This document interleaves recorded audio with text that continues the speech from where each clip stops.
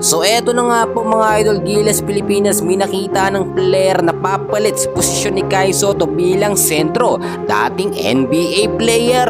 And bago natin yan ipagpatuloy pag-usapan mga kaibigan, huwag niyo po munang kakalimutan na i-like at i-subscribe ang ating YouTube channel. Maraming salamat po. Well mga kaibigan, ilang araw na lang po, ilang linggo na lang simula ngayon, ay malapit na nga po ang February window sa FIBA Asia Qualifiers 2025. But take note, bago yun mga kaibigan, ay lalahok po ang Gilas Pilipinas natin sa Second Doha International Cup, which is makakalaban po nila ang bansang Qatar, ang Lebanon at ang Egypt. At dahil nga po kumpirmadong hindi makakapaglaro ang ating pambato na si Kai Sotto, kakatapos lamang ng surgery niya mga kaibigan. At good news, dahil successful naman na yun mga kaibigan, naghanap talaga ang Gilas Pilipinas, si Coach Tim Con, ng player na papalit nga po sa posisyon ni Kai Sotto bilang sentro. So ang tanong, bakit hahanap pa ng ibang player? Available naman si AJ Edo nandyan, si Japet Aguilar, si Junmar Fajardo. Ang tinutukoy ko nga mga kaibigan, yung papalit, hindi yung big man pa rin. So bakit ang sinabi noon ni Coach Tim Con si Japet Aguilar ang pamalit nga kay Kai Sotto? Pero syempre option pa lamang yun mga kaibigan. Alam natin, pag si Coach Tim Con meron niyang plan A, plan B at plan C. Ang tinutukoy ko mga kaibigan na pag-uusapan natin ngayon na talagang napagpilian na ng Gilas Pilipinas ay si QMB.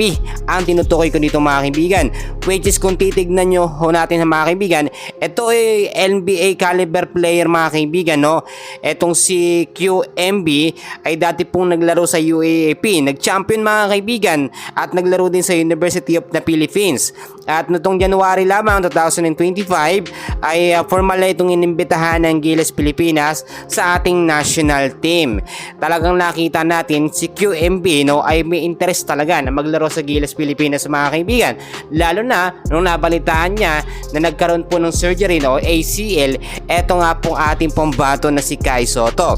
At dahil nga po kinakailangan natin ng legit na sentro, bukod kay Junmar, bukod kay Japet, bukod kay AJ Edo, si QMB mga kaibigan ang nakikita ni Coach Tim Con na magpipit sa posisyon nga po na sentro ni Kai Sotto.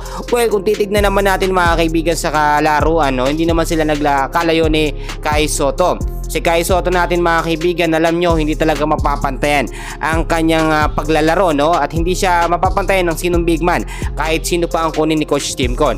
Pero dahil nga sa pagkakataong ito, kailangan munang sumugol ng Gilas Pilipinas sa ibang player. So anong mangyayari ngayon kay Japet Aguilar mga kaibigan? Siya po ay posibleng maging reserve player and automatically naman mabibigyan naman siya ng minuto mga kaibigan.